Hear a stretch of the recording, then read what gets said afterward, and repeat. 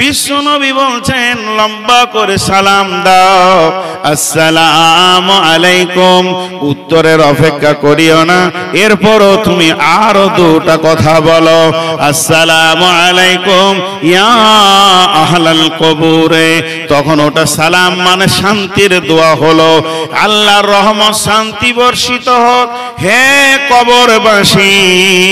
ইয়াগফিরুল্লাহু লানা, আল্লাহ আমাদের ক্ষমা করুন, ওয়ালাকুম তোমাদেরকেও ক্ষমা করুন। যতগুলো পৃথিবীর মধ্যে জীবিত রয়েছে তাদেরকেও আল্লাহ ক্ষমা করুন, আর যতগুলো তোমরা কবরের ভিতরে চলে গেছো, নিবিড় আপনার নীরব নগরে শুয়ে গেছো, আল্লাহ তোমাদেরও ক্ষমা করুন। ইয়াগফিরুল্লাহু লানা ওয়া লাকুম ওয়া আনতুম সালাফুনা ওয়া নাহনু বিল আসরি। তোমরা আগে আগে এসেছো, আমরা পরে পরে আসবো, ঠিকানা তো একই। তোমাদের ভিসা শেষ হয়ে গেছে, তোমাদের টিকিট চলে এসেছে, তোমাদের রিজার্ভেশন লেগে গেছে, তাই তোমরা আগে চলে এসেছো, নীরব নগরে শুয়ে গেছো, আর পিছে পিছে আমরা এই তোমাদের এই ঠিকানাতে আসতে রয়েছি। একটা গোরস্থানে লেখা আছে, মন দিয়ে শুনবেন, কোন বুদ্ধিমান মানুষ, জ্ঞানী মানুষ লিখেছেন, খুব দামি কথা। হে পথিক, কিছুক্ষণ দাঁড়িয়ে যান, আমাদের জন্য দোয়া করেন।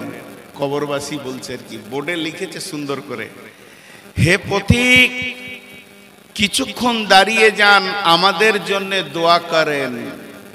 তারপরে বলছে, হে পথিক তোমরা আজ যেখানে, আমি গতকাল ছিলাম সেখানে, আজ আমরা যেখানে, আগামী কাল তোমরা সেখানে। কথাটা কত দামি। অতএব আমরা কবরকে ভুলে বসেছি। কবর আমাদের মাথাতেই নাই, মাথা থেকে কবরটা উড়েই চলে গেছে। খাওয়া দাওয়া, উঠা বসা, বিয়ায় আনন্দ উৎসব। আরো আশ্চর্য লাগে, দাফন করতে গিয়ে যে লোকটা কবরে নেমেছে, লাশটাকে সোজা করছে, বাঁধনগুলো খুলছে, মাথাটাকে একটু পশ্চিম দিকে হেলিয়ে দিচ্ছে, সে কাজে ব্যস্ত। পেছন দিকে একজন নেমেছে, সামনের দিকে একজন নেমেছে, বাঁধে 20, 50, 100 জন দাঁড়িয়ে আছে, কেউ বাঁশ দেবে, কেউ খড় দেবে, বিভিন্ন ব্যস্ততায় রয়েছে। এর ভিতরেও ইয়ারকি ঠাট্টা চলছে, চলে না? চলে না? ব্যাস চিন্তা করেন। অথচ বিশ্ব নবীর মতো ব্যক্তি, সম্পূর্ণ ব্যক্তি, তিনি গোরস্থানে মাটি দিতে গেলে চুপচাপ বসে একটা কাঠি করে এইভাবে নাড়তেন আর অঝোর নয়নে কাঁদতেন, এটা আমার আসল জায়গা, সেদিন কেউ সাথী হবে না। কিন্তু আমরা কবর বলে কোনো চিন্তা করি না। আল্লাহ তাবারাক ওয়া তাআলা নবী বলছেন, বিসমিল্লাহির রহমানির রহিম, ক্বালা রাসূলুল্লাহ সাল্লাল্লাহু আলাইহি ওয়াসাল্লাম, ইযা উদিয়াল মাইয়াতু ফিল কবরি আতাহু মালাকানে ফায়াকুলানে মান রাব্বুকা মা দীনুকা ওয়া মান নাবিয়ুকা। নবীজি বলছেন, যখন মাইয়াতকে কবরের মধ্যে রাখা হয়, আতাহু মালাকানে, তখন দুইজন ফেরেশতা আসবে, একজন নয়, সওয়াল করার জন্য, এক্সামিন করার জন্য, পরীক্ষা নেওয়ার জন্য একটা ফেরেশতা নয়, দুইজন ফেরেশতা আসবে। ফায়াকুলানে, তারা দুজনে একই সঙ্গে মুখ খুলে বলবে, কি বলবে? মান রব্বুকা মা দীনুকা ওয়া মান নাবিয়ুকা, তোমার রব কে, তোমার দিন কি, এবং তোমার নবী কে। এই তিনটি কথা বলবে। দয়ার নবী বলছেন, যে লোকটি ঠিক ঠিক উত্তর দিয়ে দেবেন রব্বি আল্লাহ দীনুল ইসলাম নবী মুহাম্মদুর রাসূলুল্লাহ সাল্লাল্লাহু আলাইহি ওয়াসাল্লাম যখন ঠিক মতো উত্তর দিয়ে দিল, আমার আল্লাহ আসমান থেকে আওয়াজ দিয়ে বলবে কাদ্দাসাদ্দাক্তা, এটা আমার বান্দা সত্য বলেছে, ঠিক বলেছে রে। তখন ওই লোকটার জন্য জাহান্নামের লিলিহান আগুনের দরজাটা খুলে দেয়া হবে। উত্তর দিল ঠিক, প্রশ্নের উত্তর ঠিক ঠিক দেওয়ার পর জাহান্নামের আগুনের দরজাটা খুলে দেয়া হবে। তারপরে ব্যক্তিকে ওই ফেরেশতা বলবে, হে আল্লাহর গোলাম, ওরে আল্লাহর বান্দা, একবার জাহান্নামের আগুনের দিকে দেখ। ও তাকিয়ে দেখবে আগুন যেন একে অপরে ছিঁড়াছিঁড়ি করছে, মেঘের গর্জনে ডাক দিছে। তখন একে বলবে, রে আল্লাহর গোলাম, আল্লাহর বান্দা, আল্লাহ তোকে ভালোবেসেছে, আল্লাহ তোকে মাফ করেছে, আল্লাহ তোকে রহম করেছে, ওই রকম জাহান্নাম থেকে বাঁচিয়ে দিয়েছে। এখন তুই চির সুখ জান্নাতে বাস করবি। এরপরে যে লোকটা উত্তর দিতে পারলো না, একদম প্রশ্নের উত্তর দিতেই পারলো না, আমার রব বলছে, আমার রব রব্বি আল্লাহ উত্তর দিতে পারলো না, দ্বীনুল ইসলাম উত্তর দিতে পারলো না। তাই যখন কোনো উত্তর দিতে পারবে না, নবীজি বলছেন জান্নাতের দরজাটা খুলে দেয়া হবে, জান্নাতের নিয়ামতগুলো এক ঝলক দেখবে। এরপরে ফেরেশতা বলবে, হতভাগা রে, বদনসিব রে, আমলের বিগাড় ধরেছিল তোর, তুই আল্লাহকে ভুলে গেছিলে রে, আল্লাহর প্রতি তোর কোনো ঈমান ছিল না, তোকে আমলের ময়দানে পাওয়া যায় নাই রে হতভাগা। এত সুন্দর ঠিকানাটা তুই চিরতরের হারিয়ে ফেললি, আল্লাহ তোর উপরে নারাজ আছে। এখন তুই চলে যা, জাহান্নামের লেলিহান আগুনে দাও দাও করে জ্বলগা, চিরদিনের জাহান্নামে তুই চলে যা। এইভাবে দেখানো হবে। বিশ্বনবী বলেন, আম্মা জান আয়েশা বলছেন, একদিন আম্মা জান আয়েশার কাছে একটা ইহুদিদের মেয়ে ভিক্ষা করতে এলো। ও মা আয়েশা, আমি খেতে পাইনি, আমার ছেলে খেতে পাইনি, মা আয়েশা রে, তোমার কাছে কি কোনো খাবার আছে নাকি? আম্মু জান আয়েশা বললেন, ওই মেয়েটাকে বোন একটু দাঁড়াও, দেখি বাড়ির ভিতরে কোনো খাবার আছে নাকি। এরপরে বাড়ির ভিতরে কি দুইটি খেজুর পেল, খেজুর দুটি নিয়ে এসে ভিখারি মেয়েটার হাতে দিল। মেয়েটি ছিল ইহুদিদের। এমনি করে খেজুরটা নিয়ে আম্মা জান আয়েশাকে দোয়া দিচ্ছেন, রে আম্মা জান আয়েশা, আল্লাহ তোকে কবরের আযাব থেকে মুক্তি দান করুন। যখন এই কথা বলল, আম্মা জান আয়েশা বলছেন, আমি অবাক হয়ে গেলাম, কবরে আবার আযাব হবে নাকি? এমন সময় কিছুক্ষণ পর বিশ্ব নবী বাড়িতে এলেন। আমি নবীজিকে বললাম, ও ইয়া রাসূলুল্লাহ, আজকে একটা ঘটনা ঘটে গেছে। আমি ইহুদিদের মেয়েকে দুটি খেজুর দিয়েছি, সে আমার জন্য দোয়া করেছে যেন আল্লাহ আমাকে কবরের আযাব থেকে মুক্তি দান করে। তখন আল্লাহর নবীকে বলছেন, ইয়া রাসূলুল্লাহ, আযাবাল কবরে হাক্কুন, আযাবাল কবরে হাক্কুন, কবরের আযাব কি হবে নাকি?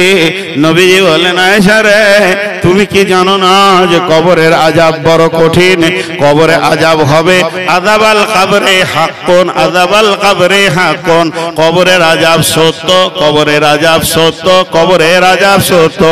আম্মা জান আয়েশা বলছেন, এরপর থেকে আমি লক্ষ্য করে করে দেখেছি, এরপর থেকে আমি খেয়াল করে করে দেখেছি, আমার নবী এমন একটা, আমার হাবিব এমন একটা সালাত আদায় করেনি, এমন একটা নামাজ পড়েনি যে নামাজের শেষে কবরের আযাব থেকে তিনি নিজেকে মুক্তি চাননি। দেখেন, আমরা প্রত্যেকটি নামাজে কবরের আযাব থেকে মুক্তি চাই। আল্লাহুম্মা ইন্নী আউযু বিকা মিন আযাবিল কবরি ওয়া আউযু বিকা মিন ফিতনাতিল মাসিহিদ দাজ্জাল।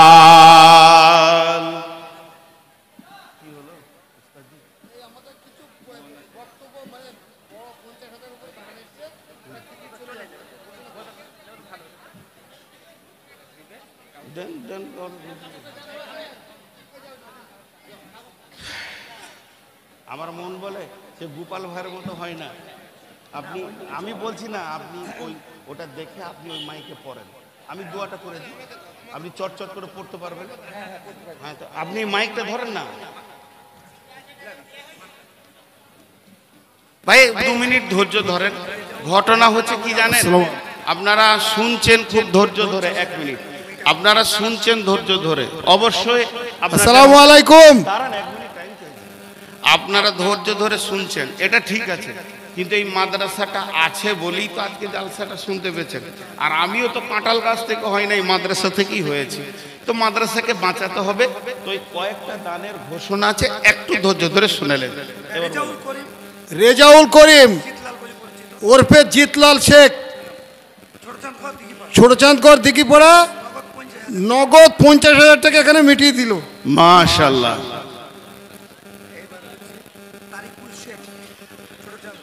তারিকুল শেখ, ছোটচাঁদগড়, 20,000 টাকা। হাজি বস্ত্রালয়, বড়চাঁদগড়, 5,000 টাকা। তোয়াদ্দেশ মহলদার, ছোটচাঁদগড়, 8,000 টাকা। ইউসুফ মন্ডল, ছোটচাঁদগড়, 10,000 টাকা। নজরুল মোটরসাইকেল, 7,000 টাকা। আকমান আর্মিম্যান, 5,000 টাকা।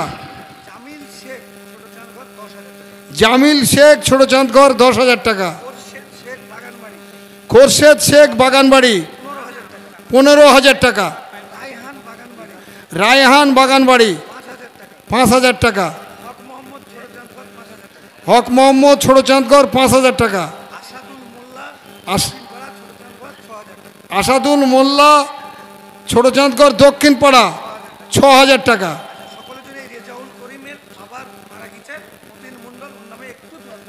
ওই রেজাউল মন্ডলের বাবা মারা গেছে, ওই যেটা 50,000 টাকা, একটু দোয়া করে দেন। যার হাতে মাইক আছে কত দিলে? হ্যাঁ, আপনার টাকা বললেন। আমার এখনো বলার আছে প্রচুর, আগে হয়ে গেছে মনে হয়। কত হয়েছে? হয়েছে। আর আপনার? লোকের বিয়ে পড়াইছে, নিজে বিয়ে করে নাই।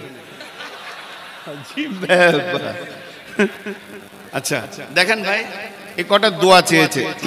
আমিন। আলহামদুলিল্লাহ রাব্বিল আলামিন, ওয়া আকিবাতুল লিল মুত্তাকিন, ওয়া সালাতু ওয়াসসালামু আলা খায়রি খালকিহি মুহাম্মাদু ওয়া আলিহি ওয়া সাহবিহি আজমাইন। আল্লাহ যে যা নিয়তে দান করেছেন, নিয়তকে পুরা করে দাও, হায়াতে তৈয়বা দাও, রুজি রোজগারে বরকত দাও, হালাল উপার্জন করো তুমি তৌফিক দাও। রব্বুল আলামিন এদের দানগুলোকে তুমি গ্রহণ করে নাও এবং তুমি তোমার জায়গাতে ঠিক প্রয়োজনে দানগুলোকে লাগিয়ে নাও। তাদের ব্যবসা বাণিজ্যে বরকত দাও, তাদের যদি কোনো অসুস্থ থাকে তুমি আরোগ্য দাও। মা বাপ ভাই বোন যদি কেউ মারা গেছে, কবরে আরো উপরে তুমি রহমত বর্ষণ করো। ব্যবসা বাণিজ্যে বরকত দাও, হালাল উপার্জন করার তৌফিক দাও, রুজি রোজগারে বরকত দাও। মাবুদ গো, অসুস্থ ব্যক্তি থাকলে সুস্থতা দান করো, ঋণ থাকলে পরিশোধ করে দাও, অভাব থাকলে বরকত দিও। এই আল্লাহ যে নিয়তে দান করছে, নিয়তকে পুরা করে দাও। এই আল্লাহ সেহাতে কুল্লিয়া দাও। এই আল্লাহ তাদেরকে আরো বেশি করে ইনকাম করার তৌফিক দাও। আল্লাহ তোমার বান্দাদেরকে তুমি কবুল করে নাও। সর্বোপরি কঠিন কিয়ামতের দিনে তুমি আরশের ছায়াতে জায়গা দিও, পুলসিরাতে পার করে তুমি জান্নাতের মেহমান বানাও। আমিন, আল্লাহুম্মা আমিন। তো আমি কি বললাম? আমি আপনাদেরকে বলেছি কবর এমন একটা জায়গা, যেতেই হবে। তো সেই কবরে কি হবে, যে 3টে প্রশ্ন করা হবে। এখন ছোট্ট 2টি যুক্তি কথা বলবো, যুক্তি কথা ধ্যানের সঙ্গে শুনবেন। কবর এমন একটা ইমিগ্রেশন যেখানে কেউ কোনো মাল পার করে নিয়ে যেতে পারেনি। হযরতে ওসমান গনি যখন উনি কবরের কথা শুনতেন কিংবা কবরের পাশ দিয়ে যেতেন, তখন এত অঝর নয়নে কাঁদতেন যে দাড়ি পর্যন্ত ভিজে যেত। ভাইরা আমার, কেন? হযরত ওসমানকে প্রশ্ন করা হলো, ওসমান রে, তোমার এত কবর শুনে কান্না হয় কেন? কবরের দৃশ্য দেখে কেন কান্না হয়?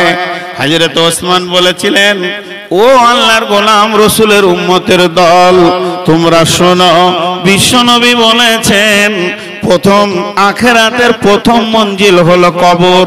আর এখানে যে চেকআপ হবে, এই জায়গায় যে হিসাব নেকাশ হবে, কবরে যে বেঁচে যাবে সব জায়গায় বেঁচে যাবে, আর কবরে যে ধরা খেয়ে যাবে সে সব জায়গায় ধরা খেয়ে যাবে। অতএব আমি কবরকে যত বেশি ভয় খাই, অন্য জায়গা অত বেশি ভয় খাই না। যেদিন হজে গেলাম, উমরাতে হজও গেছি সাথে, তো ওসমান গনির কবরের পাশে দাঁড়িয়ে এই দৃশ্যটা মনে পড়েছিল যে হে ওসমান, এই কবর কি তুমি কত ভয় খেয়েছো, আজকে সেই কবরেই নীরব নগরে শুয়ে আছো। জি, যখন সোহাদায়ে উহুদের কবরে যাওয়া যায়, 70টি কবর আছে, একটাতে আছে 14, একটা আছে 56, দুটি কবরে 70টা লাশ, মানে একই কবরে 56 জনকে রাখা হয়েছে, বিশাল গণ কবর।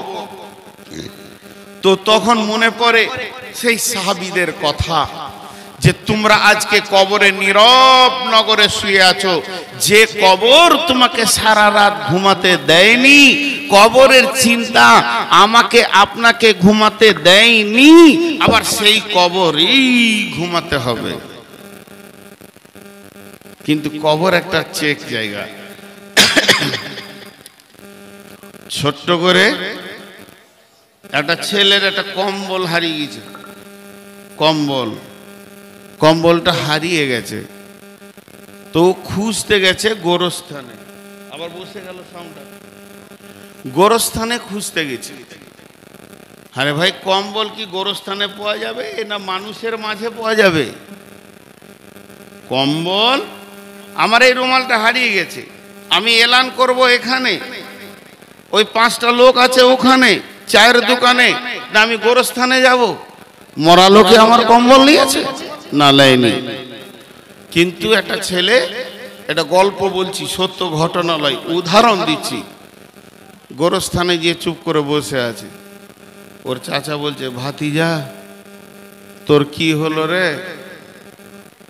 তা বলছে, চাচা আমার সেই লাল কম্বলটা হারিয়ে গেছে, চেন্নাই থেকে এনেছিলাম না, ভালো কম্বলটা হারিয়ে গেছে। বলছে, খ্যাপা তুই পাগলা আছিস না? তোর মাথার কিছু বিগার ধরেছে? তোর কম্বল হারিয়েছে, তুই গায়ে 5 জনকে বলগা, তো গোরস্থানে কেন বলবি? তখন ও বলছে, চাচা আমি খ্যাপা লাই, তুমি খ্যাপা। বলে, আমি কেন খ্যাপা রে? বলে, তার তো হাঁপ, দৌড়তেও হাঁপ। আপনার জমিতে একটা ছেলে বেগুন চুরি করেছে, আর আপনি লাঠি নিয়ে ওর পেছনে দৌড়তে দৌড়তে 3 কিলোমিটার গিয়েছেন, গায়ে এসে বলছে, কেমন দিলাম ওকে? কি দিলেন? চোরও যতটা দৌড়েছে, মালিকও অতটা দৌড়েছে। ও 3 কিলোমিটার, আপনিও 3 কিলোমিটার, তা লাভ কার হলো? তো বলছে, তারতে হাঁপ দৌড়তে হাঁপ। চাচা আমি ওই কম্বলওয়ালা যে চোরটা আমার ঘর থেকে চুরি করে নিয়েছে, ওর ঘরে আমি কম্বলের জন্য দৌড়তে যাব না, ওর পেছনে আমি সময় লাগাবো না। আমি গোরস্থানে বসে এই কবরের মালিককে দরখাস্ত দিয়ে চলে গেলাম যে আমার একটা লাল কম্বল চুরি হয়েছে, হে আমার রব, ও কবরের মালিক, তোমার যতগুলো বান্দা এই কবর দিয়ে গমন করবে, একটু চেক করে লিও আমার কম্বলটাকে চুরি করেছে। সে চুরি করে যত দূর যাবে যাক না কেন, এই কবরে কম্বল পার করে যেতে পারবে না। আমি মেন গেটে আছি, আমি আছি মেন গেটে। বাংলাদেশ যতবার যাই বা আসি, একবার আমি বিরল বর্ডারে ঢুকছি ঠাকুরগাঁয়ে জালসা, তো আমার এই লম্বা উঁচু চেহারা দেখে পুলিশটা মনে করছে লাদেনের ভাই আসছে নাকি, তাড়াতাড়ি করে বন্দুক নিয়ে এগুলো চেক করছে। কিছু নিয়ে যেতে দিবে না, ওইদিকে পার হতে দিবে না।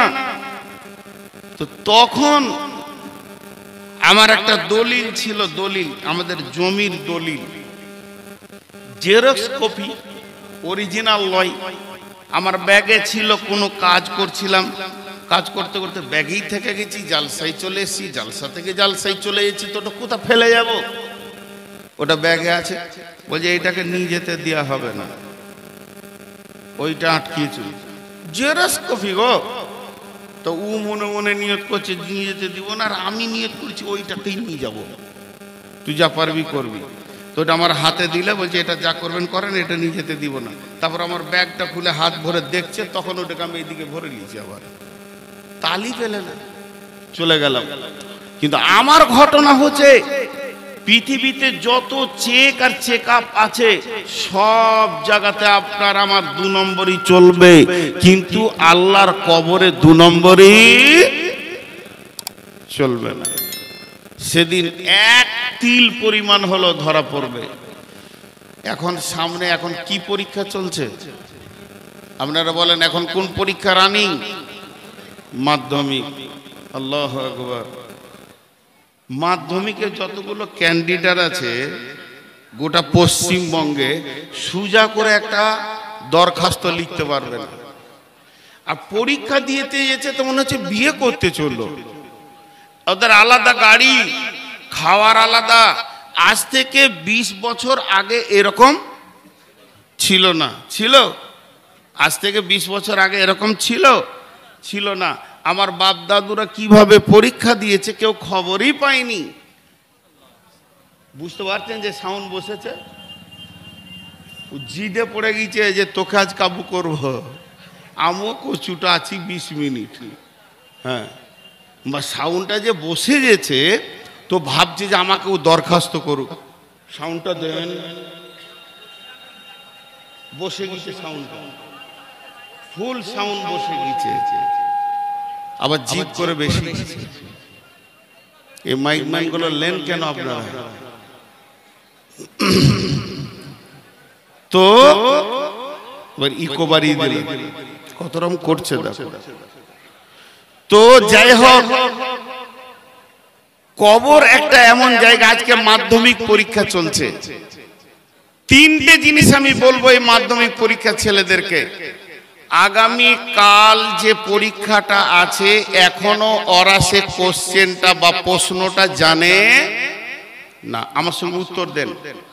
আগামী কাল যে পরীক্ষাটা আছে কি কি প্রশ্ন আসবে সেই প্রশ্নটা মাধ্যমিকের যারা পরীক্ষা দিচ্ছে তারা জানে না। একটা গেল। 2 নম্বর, যদি কোনো ছেলে পরীক্ষায় ব্যাক পায়, যদি কোনো ছেলে পরীক্ষায় ব্যাক পায় তাহলে ও 2024 সালে পরীক্ষা দিতে পাবে কি পাবে না? পাবে। 2টা গেল। 3 নম্বর, সারা পৃথিবী, শুধু ভারত নয়, সারা পৃথিবীতে যত শিক্ষা বিভাগের দার্শনিক আছে তারা একমত যে 100তে কোনো ছেলে যদি 3 ভাগের 1 ভাগ পায় অর্থাৎ 33 পায়, তাকে আর ফেল করিও না, তাকে নেক্সট ক্লাসে তুলে দাও। 3টে জিনিস বললাম। 1 নম্বর বললাম যদি 3 ভাগের 1 ভাগ পায় তা পাস করিয়ে দাও। 2 নম্বর বললাম আগামী কালকের প্রশ্ন আজকের ছেলেরা জানে না। 3 নম্বর বললাম 23 সালে পরীক্ষা দিতে গিয়ে যদি ফেল করে যায় তো 24 সালে চান্স পাবে, কোনো অসুবিধা হবে না, কেউ আটকাবে না। কিন্তু কবরে চলেন, কবরে পরীক্ষা হবে। আমার আল্লাহ কত বড় মেহেরবান, আমার আল্লাহ কত বড় মেহেরবান, আমার আল্লাহ কত বড় মেহেরবান। কবরে যে 3টি প্রশ্ন হবে রে, আপনার 10 ভাগের 1 ভাগ যদি আপনি আয়াতে আনতে পারেন তো আমার আল্লাহ পাস করিয়ে দেবেন, আমার আল্লাহ পাস করিয়ে দেবেন। 2 নম্বর হলো পৃথিবীর শিক্ষকেরা আপনার প্রশ্ন এখনো বলেননি, আর আমার আল্লাহ কবর কবরের প্রশ্নকে গোপন করেননি, বিশ্ববাসীকে জানিয়ে দিয়েছেন।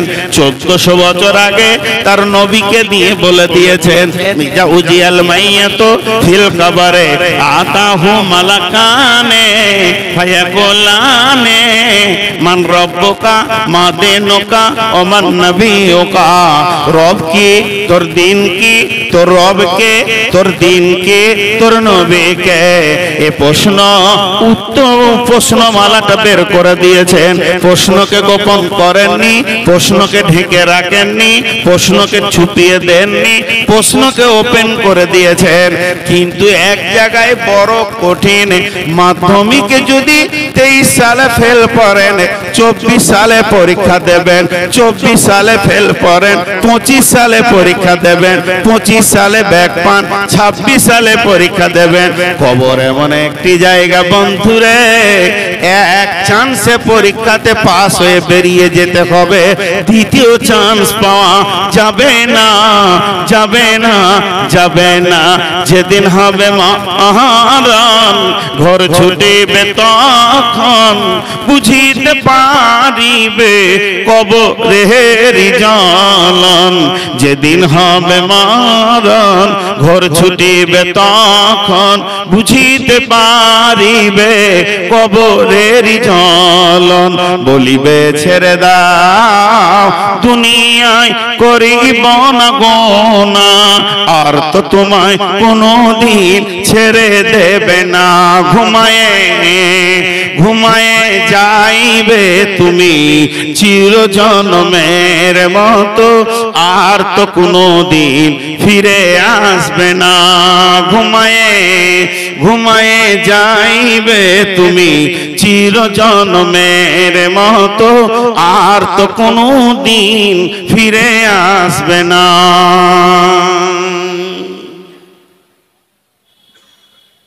কবর বড় কঠিন জায়গা।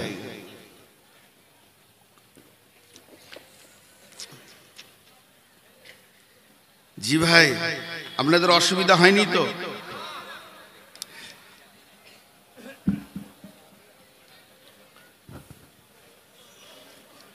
ঘেমে গেলাম, খেপা মানুষ তো, হুঁশ কম, কখন কি বলতে হয় জানি না, বেশি কথা বলে ফেলি। আর একটু হাই প্রেশারের রুগী, তারপর আবার ডায়াবেটিস আছে, সুগার আছে, যাকে তাকে বকে দিই। জি ভাই, তো আমি আপনাদের সামনে আজকে কবর সম্পর্কে কথা বলছি। তাহলে কবরে প্রশ্ন কয়টা? আরেকবার বলি, কবরে প্রশ্ন কয়টা?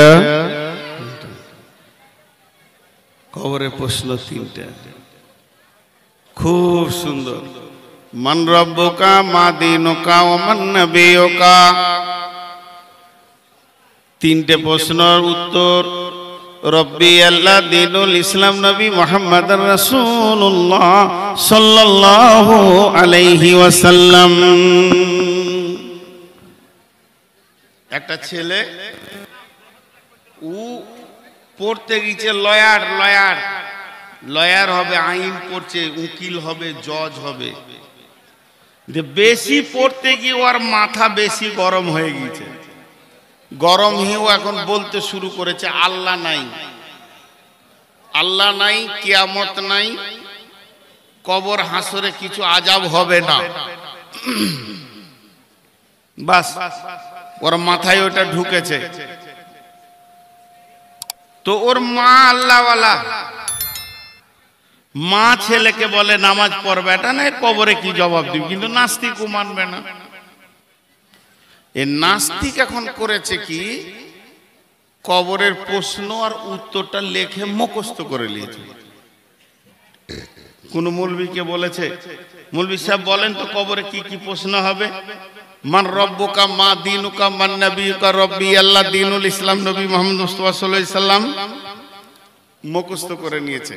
হাজি ভাই, মুখস্থ বিদ্যাতে যদি কেউ কবরে পাশ করত, মুখস্থ বিদ্যায় যদি কবরে কেউ পাশ করত, তাহলে একটাও আলেম জাহান্নাম যেত না, সব জান্নাত চলে যেত। মুখস্থ বিদ্যা এখানে পাস হবে না। তাহলে কেমন করে পাস হবে? তাহলে তিনটে প্রশ্নের উত্তর কেমন ভাবে আপনি আমি দিব? বিসমিল্লাহির রহমানির রহিম। আল্লাহ তাবারাক ওয়া তাআলা কি বলছেন সূরাটা তরজমা আগে করে নি। আল হাক্কুমুত তাকাসুর হাত্তা যুরতুমুল মাকাবির কাল্লা সাওফা তা'লামুন সুম্মা কাল্লা সাওফা তা'লামুন কাল্লা লাউ তা'লামুনা ইলমাল ইয়াকিন লাতারাবুন্নাল জাহিম সুম্মা লাতারাবুন্নাহা আইনাল ইয়াকিন সুম্মা লাতুসআলুন্না ইয়াওমাইযিন আনিন নাঈম। মজাটা শুনেন, কবর কেমন জায়গা আল্লাহ বলছেন। এবার আল্লাহ তাবারাক ওয়া তাআলা নবী বলছেন যদি কোনো ব্যক্তি জানাজাতে শরীক হয়, পলাশিতে মুসলমান মারা গেছে, চাঁদঘরে ডিঙ্গিলে মুসলমান মারা গেছে, ইমানদার মারা গেছে, কালেমাওয়ালা মারা গেছে জানকীনগরে, যদি চাঁদঘরের মুসলমান তার জানাজা থেকে শরীক হয়ে যায় তাকে এক উহুদ পাহাড় নেকি দেওয়া হবে। যদি সে দাফন পর্যন্ত থাকে, শুধু জানাজা পড়ে না পালিয়ে যায়, সে আরো থাকলো, মাটি দিল, দাফন কমপ্লিট হয়ে গেল, তাহলে সে 2 কিরাত নেকি পাবে। তার আমলনামাতে 2 কিরাত নেকি লেখা হবে, মানে 2 উহুদ পাহাড়। এখন বলেন লাভ মৃতর না লাভ জীবিতর? লাভ মৃতর তো নয়, লাভ হলো জীবিতর। আমি জানকীনগরে মারা গেছি, আমার জানাজাতে যদি 1000 লোক হয়, আমার রব 1000 পাহাড় সবাইকে নেকি দেবেন। যদি দাফন পর্যন্ত আর 500 জন থাকে, তাহলে আমার রব তাদেরকে আর 500 বহুত পাহাড় নেকি দেবে। তবে আমার নবী তো বলেনি যে লোকটা মরেছে তার জানাজায় যত বেশি লোক হবে, প্রতিটি লোকের তরফ থেকে অতগুলো পাহাড় মৃত ব্যক্তি পাবে। তাহলে মৃত ব্যক্তির তো কিছুই লাভ নাই। গ্যাদারিংটা করা হচ্ছে কেন? গ্যাদারিংটা করানো হচ্ছে কেন? এই এত বড় লাভ আর সব নিয়ে বিশ্ব মুসলিমকে ওখানে জড়ো করা হচ্ছে কেন? যখন ইমাম লাশটাকে সামনে রেখে জানাজার সালাত আদায় করবে, তো দোয়া যখন শুরু করবে, প্রথমেই বলবে আল্লাহুম্মা গফিরলি হাইয়িনা, হে আল্লাহ তুমি জীবিতদেরকে আগে মাফ করো, ওয়া মাইতিনা পরে মৃতদেরকে মাফ করো। আল্লাহুম্মা গফিরলি হাইয়িনা ওয়া মাইতিনা ওয়া শাহিদিনা ওয়া গায়িবিনা, উপস্থিত অনুপস্থিতকে তুমি মাফ করো। ওয়া শাহিদিনা ওয়া গায়িবিনা ওয়া সাগীরিনা ওয়া কাবীরিনা, ছোটকে মাফ করো, বড়কে মাফ করো। ওয়া যাকারিনা ওয়া উনসানা, নারীদের মাফ করো, পুরুষদের মাফ করো। আল্লাহ তাবারাক ওয়া তাআলা এতগুলি নবীজি দোয়া মাফের চাইলেন। প্রথমে চাইলেন জীবিতকে মাফ করো, পরে বললেন মৃতকে মাফ করো। অতএব যাচ্ছি মৃতর জন্যে, মাফ চাইছে আগে জীবিতর জন্যে।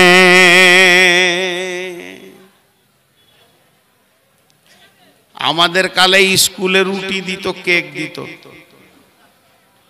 আর এখনকার যুগে স্কুলে ভাত দিচ্ছে, ভাত খা, পেট ভরে খা, দে পর।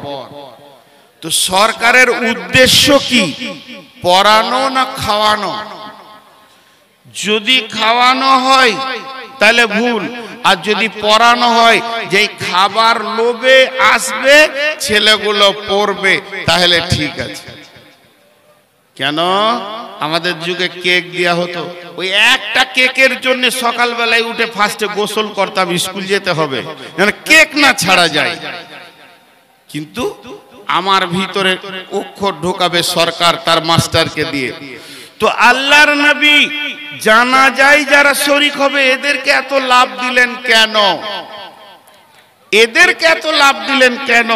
মৃত ব্যক্তির থেকে জীবিত এত লাভ পেল কেন? তার একটাই কারণ, কথাটা গোছিয়ে বলবো, মন দিয়ে শুনবেন। পৃথিবীর সব থেকে বড় অনুশীলন বা শিক্ষা কি? পৃথিবীর সব থেকে বড় অনুশীলন এবং জ্ঞান কি? পৃথিবীর সব থেকে বড় জ্ঞান হলো একটা জীবিত ব্যক্তি মৃত হয়ে, একটা জীবিত ব্যক্তি মৃত হয়ে আত্মীয় স্বজন ধন মালকে ছেড়ে দিয়ে সব ফেলে দিয়ে খালি হাতে কেমন করে কবরে ঢুকছে। ও জীবিতর দল, তোরা ভিড় লাগিয়ে দেখ, তোরা যতজন যাবে, আমার নবী বলেছেন 1 উহুদ পাহাড় 2 উহুদ পাহাড় তোদেরকে নেকি দিব। এই লোভটা দেখিয়ে ডাকা হচ্ছে কেন? একটা জ্ঞান ভরার জন্য জীবিতর ব্রেনে, জীবিতর ব্রেনে একটা অনুশীলন ভরার জন্য, জীবিতর ব্রেনে একটা দামি জ্ঞানকে ভরার জন্য। সেই জ্ঞানটা কি? একটা জীবিত ব্যক্তি মৃত হয়ে কেমন করে কবরে যেছে, এই দৃশ্যটা তুই দেখ। আর এই দৃশ্য যখন তোরা দেখবে, তখন তোর জীবনের বিবেকের দরজাটা খুলে যাবে, তোর বিবেকের জীবনের দরজাটা খুলে যাবে যে আমাকেও ধনমাল ছেড়ে ওইভাবে যেতে হবে, চলে যেতে হবে। তখন তোর নামাজের দিকে ধ্যান বসবে। এর জন্য আল্লাহ বলছেন, আল্লাযী খালাকাল মাউতা ওয়াল হায়াতা লিয়াবলুয়াকুম আইয়ুকুম আহসানু আমালা। তোদের জন্য হায়াত মওতকে আমি এই জন্য বানালাম যাতে করে তোরা ভালো আমল করবে। মৃত ব্যক্তিকে দেখলে জীবিত ব্যক্তির জ্ঞানের দরজা খুলে যাবে। তাই আমার আল্লাহ বলছেন, আলহাকুমুত তাকাসুর হাত্তা যুরতুমুল মাকাবির। মালের প্রাচুর্য তোদেরকে কবর থেকে সরিয়ে রেখে দিয়েছে।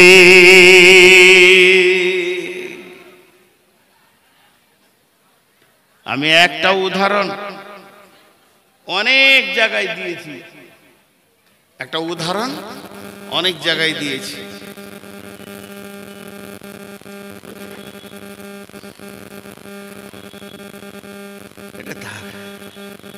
উদাহরণটা আজও দিব, খুব মন দিয়ে শোনেন। এই আপনাদের চাঁদঘর মোড় থেকে পলাশি রাস্তাটা ভালো, কিন্তু এইখানে উঠে একটা ব্রিজ আছে। এই ব্রিজটাকে পিডব্লিউর লোক ভেঙে উড়িয়ে দিয়েছে, দিয়ে 30 ফুট নিচে পাইলিং করেছে। নিচে ঢালাইটা হয়েছে, রডগুলো বেরিয়ে আছে, 30 ফুট থেকে নিয়ে আসছে ওকে। স্পেশাল ব্রিজ হবে, সাইড দিয়ে রাস্তা করে দিয়েছে। আর আপনার বড় এই চাঁদঘরের একটা ছেলে পলাশি স্কুলে কাজ করে, প্রতিদিন যায় আর আসে, ওই খালটাকে প্রতিদিন দেখে। 3 মাসে 90 বার দেখেছে, একবার যেতে একবার আসতে 180 বার দেখেছে। 3 মাসে যাওয়ার সময় দিয়ে পার হয়ে যেতে হয়, কাজ হচ্ছে না হচ্ছে, ঢিলা 1 মাস 2 মাস 3 মাস, খালটা দেখে যায়, খালটা দেখে যায়। এমনি হাট বাজার আরো গেছে 20 বার, তাহলে 200 বার দেখেছে। হঠাৎ ওরা 3 বন্ধুতে বলছে, চো জানিকনগরের জালসা শুনে আসি। 3 জনাই সরকারি চাকরি করে, একজন পলাশিতে, একজন দেবগ্রামে, একজন বেতুয়াতে। ছুটি পেয়েছে, 3 বন্ধু জালসা শুনতে গেছে। 3 জনা আসছে, 3 জনা আসছে বাইকে, একটা বাইকে, আর গল্প ধরেছে চাকরি কতদিন হলো।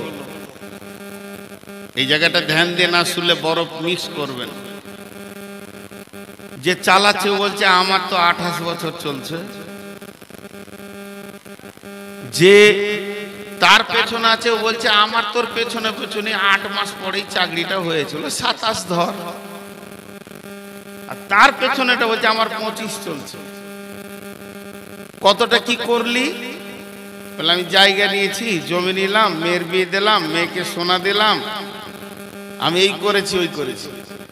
মালের প্রাচুর্যের গল্প, মালের প্রাচুর্যের গল্প, মালের প্রাচুর্যের গল্প। এই গল্প করতে করতে তিনজনেতে এত গভীর জায়গায় চলে গেছে, গল্প শেষ করে বলছে তুই 10 লাখ, তুই 10 লাখ, তুই 10 লাখ লে, আবার না হলে লোন নিয়ে নে, যে 30 লাখে একটা জায়গা কিনে ম্যানুফ্যাকচার খুলে দিই, আর কয়েকদিন পরে আমরা রিটায়ার হয়ে গেলে ওখানে কুলি দিয়ে কাজ শুরু করে দিব, আমাদের বিজনেসটা ভালো চলবে। ঠিক আছে, এই আলোচনা কোন জায়গা, কার জায়গা, কত দাম বলেছে, রোড থেকে কত দূর, এই আলোচনা করতে করতে এত গভীরে চলে গেছে তিনজনাই খালটা ভুলে গেছে। ব্রিজের যে খালটা কাটা আছে তিনজনাই ভুলে গেছে। গাড়ি ছিল 80তে 90-এ, তিনজন একসঙ্গে খালে পড়েছে। পড়বি পর বাইক নিয়ে একজনের কানে একটা 8 সুতো রড ঢুকে দিকে বের হয়েছে, আর একজনের 12 সুতো 18 সুতো মোটা রড এইদিকে ঢুকে বের হয়েছে, একজনের এই দিকে ঢুকে এদিকে বের হয়েছে, একজনের ঘাড় দিকে ঢুকে পেট দিকে বের হয়েছে। রাত্রি তখন 1:45 বাজছে, 1:45 বাজছে, রোডের আশেপাশে কেউ নাই, গাড়িটা পড়ে খড়খড় করে বন্ধ হয়ে গেল, লাইটটা অফ হয়ে গেল। ওই আঁধার রাত্রে কেউ কারো সাহায্য করতে পারছে না, একে অপরকে দেখছে আর আস্তে আস্তে মতের কোলে ঢলে পড়ে গেছে। তার মানে একটা কথা বলতে চাইলাম যে প্রতিদিন তুই বার দেখলি, তুই 3 মাসের ভিতরে 120 বার 180 বার খালটা দেখলি, তারপরও তোর মালের ধ্যান এত গভীরে চলে গেছিল, এই খালটাই তুই ভুলে গেলি। পাগল রে, তুই আবার ড্রাইভিং করছিলি, এতবার দেখার পর যদি তুই খাল ভুলে যাস, যখন তোর আযাব শুরু হবে তখন তুই বুঝতে পারবি। তো আমার আল্লাহ বলছেন আল হাকুমুত তাকাসুর হাত্তা যুরতুমুল মাকাবির, পৃথিবীতে তোদের মালের প্রাচুর্য, ঘর বাড়ি চাকরি ব্যবসা বাণিজ্য জমি জায়গা তোদেরকে কবরের খাল গাল করে দিয়েছে। ওই খাতুই কত চিস একবার দেখ, বাপকে রাখতে দেখেছিস, মাকে রাখতে গিয়ে দেখেছিস, প্রতিবেশীকে রাখতে গিয়ে দেখেছিস, বিয়াইকে রাখতে গিয়ে দেখেছিস, ভাবিকে গিয়ে দেখেছিস, খালাকে রাখতে গিয়ে দেখেছিস। এই মরহে কোদাল দরিয়া কই মাটির টে গাড়িয়া দিয়েছি কত সোনা মুখ নয় চোখের জলে। মাটিরে আমি বড় ভালোবাসি, মাটিতে মিশাইয়াবো, আয় আয় দাদু গলা গলি ধরি, কেঁদে যদি হয় শোক। কত মানুষকে মাটির নিচে কোদাল ধরে তুই নামিয়ে দিলি রে, কত জানাজা তুই দেখলি রে, কত কবরকে তুই দেখলি রে, আর নিজের দুনিয়ার মালের ড্রাইভিং করতে কবর ভুলে যত বুঝাই সেদিন তো আনতে পারবে। আমি আল্লাহ বলছি আবার তোরা সেদিন কবরকে, কবরের আযাবকে জানতে পারবে। কাল্লা লাউ তা'লামুনা ইলমাল ইয়াকিন, সেদিন তোদের জানাটা হবে দৃঢ় বিশ্বাসের মতো জানা হবে। ইলমাল ইয়াকিন, তোদের জ্ঞানের ভিতরে ইয়াকিন ঢুকে যাবে। লা তারাবুন্নাল জাহিম, তোরা দু চোখে তখন জাহান্নামকে দেখবে। সুম্মা লা তারাবুন্নাহা আইনাল ইয়াকিন, তোরা নিজের চোখে দেখবি আযাব আর মনে করবি এ কবরের কথা কত শুনেছি, কতজনকে নামিয়ে দিয়েছি, আজ আমাকে নিজে নামতে হয়েছে। সুম্মা লা তুসআলুন্না ইয়াউমিদিন